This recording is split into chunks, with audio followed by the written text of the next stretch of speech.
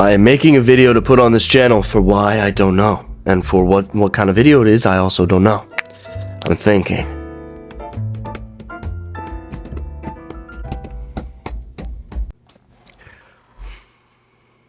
Alright, here's my opinion on the TV show that just finished. Skeleton Crew. I know, I'm some guy. Don't listen to my opinion, okay? But here it is anyway. Jude Law absolutely cooked. Jude Law cooked. I think we can all agree with that. I really like the idea of a bunch of kids like finding a spaceship and then, you know, bouncing and finding fake Jedi, and the whole plot of Skeleton Crew I really liked. Just like the whole idea of Skeleton Crew in general, mostly because it's a really good TV show for, it's like a really good way to re-spark kids' imaginations into playing Star Wars. That's kind of the main thing that I got out of it, at least. The main kind of vibe that I was getting from the show Skeleton Crew is just like me and my brother, right? When we were younger, we would, you know, go outside, make these huge plots, right? We would spend like a month from beginning to end just completing this storyline that we were coming up as we were going along. And we would have lightsabers, blasters, we'd make up our own characters, make up our own villains, take like villains and heroes from actual Star Wars plots and put them into the game that we were playing. And it's one of my favorite things to look back on from my childhood.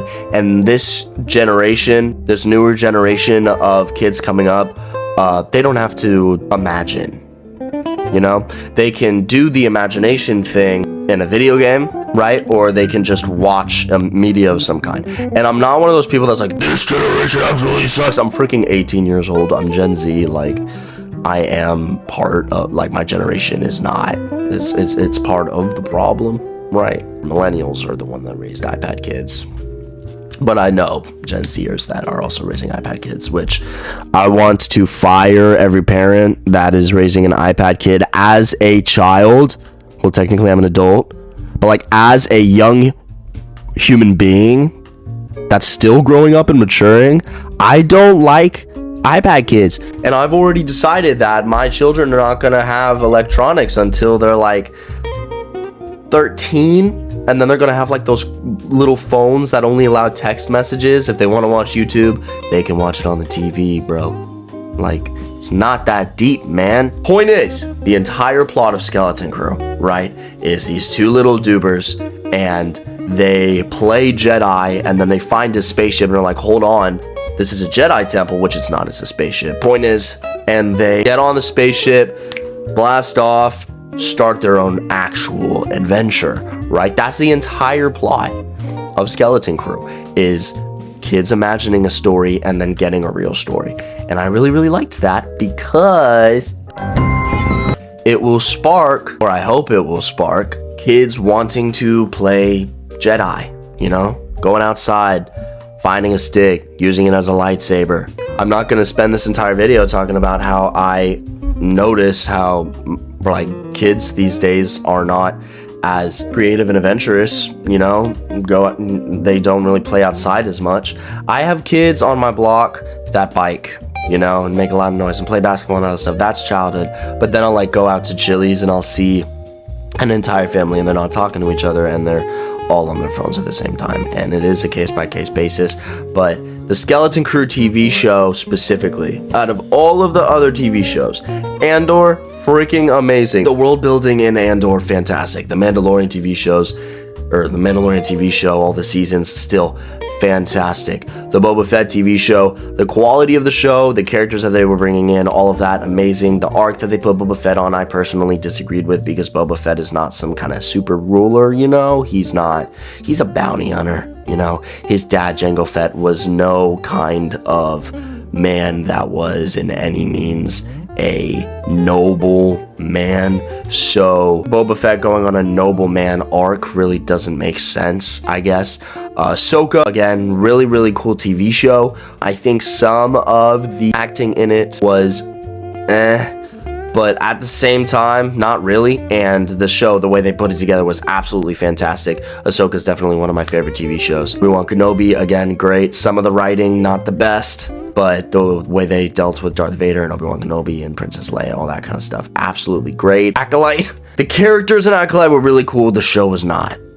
And really the only two characters that were really cool were the man bun guy with the green lightsaber that had so much potential, and the main bad guy, which with the helmet on was dope.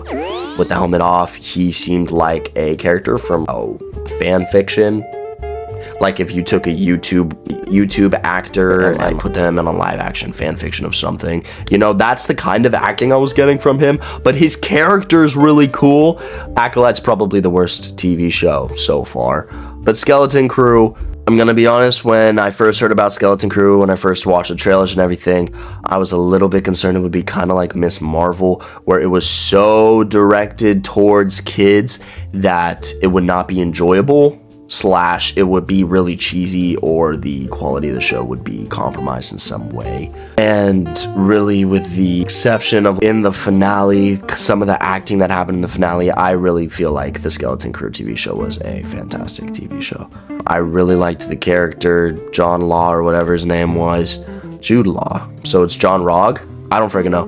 But his character was really cool. His lore with, you know, being a nobody, getting picked up by a Jedi, and then getting half trained and then running away and then killing his Jedi master, right?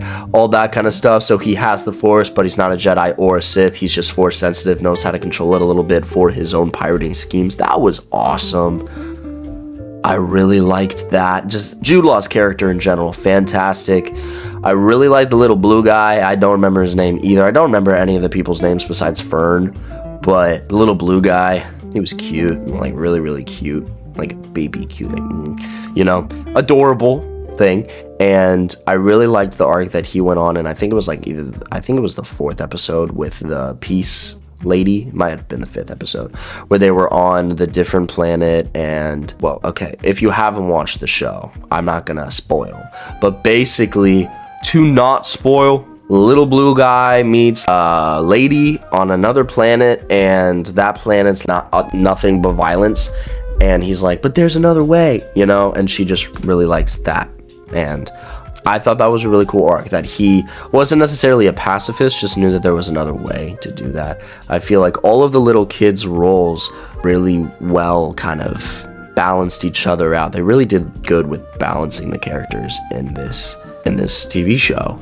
I really liked the spaceships, the scenery, all that kind of stuff, the chase scene at the end in the finale. That I just realized that I spoiled Jude Law's character's lore, but I didn't spoil. Okay, I'm sorry, but it's just a show I would probably rate like a 7, 8 out of 10. Really, really fun show to watch. I watched all episodes 1 through 7, and then waited for the 8th episode to come out, and then finished watching it yesterday, I believe. Might have been Wednesday night. No, it was Thursday night. Yeah, it's currently Friday when I'm filming this. But I finished watching. I watched all 7 episodes and then waited for the finale. And honestly, it was a really fun show to watch. If you haven't watched it and you have some time on your hands, I genuinely would recommend going and watching it. Acolyte, though, I was not going to watch. The only reason I watched Acolyte was because I wanted to be able to form my own opinion on it, and my opinion on it does match the general public's, minus the fact that the characters that they put in it were really, really cool, and I feel like it was a missed opportunity. A lot of the characters, if they had written it better, if they had done a little bit better acting, most of the acting for most of the people was okay. It was like the 2 main actors, their acting was not good. Acolyte did not really treat the Jedi as well as I feel like they should have, especially because it's a show about the Jedi. You know, just the potential of Acolyte is part of the reason it was so disappointing. Like Skeleton Crew, basically nobody expected anything from Skeleton Crew, but Acolyte, everybody expected everything from it. So when it was disappointing, that's why it was so disappointing. Skeleton Crew, it's just a really fun Star Wars TV show to watch. It's a Star Wars TV show, so it's space, and there's aliens, and there's spaceships, and there's blasters, and there's running, and there's different planets, and there's the Force, and there's lightsabers, and it's a really, really, really cool TV show to watch. Really funny, also really emotional at a lot of parts. Genuinely, there were some heartstring pulling scenes that I was surprised by.